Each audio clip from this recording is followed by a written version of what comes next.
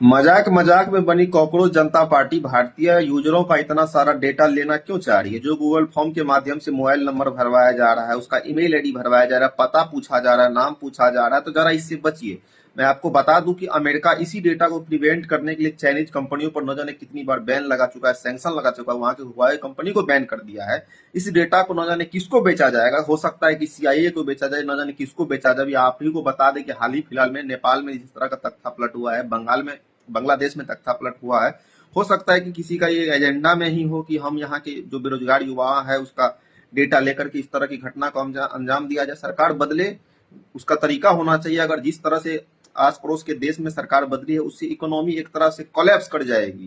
तो इसीलिए कोई भी चीज होना चाहिए सिस्टम में ही होना चाहिए, और इस तरह से डेटा देने से बचिए और सरकार को सख्त से सख्त इस पर एक्शन लेनी चाहिए। आप पार्टी बनाइए मजाक में सोशल मीडिया पर, जिसका बेस है, इसका ग्राउंड पे कोई बेस ही नहीं है, तो इस प्रकार से यूजरों का डेटा लेकर वो क्या करेगी? और आपको बता दूं कि यह डेटा बहुत ही कीमती होता है, इसको लाखों करोड़ों अरबों रुपया में बेचा जा सकता है। तो इसीलिए अगर आप समझदार हैं तो आप डेटा की कीमत को समझ सकते हैं, इसीलिए बचिए, बेवकूफ मत बनिए।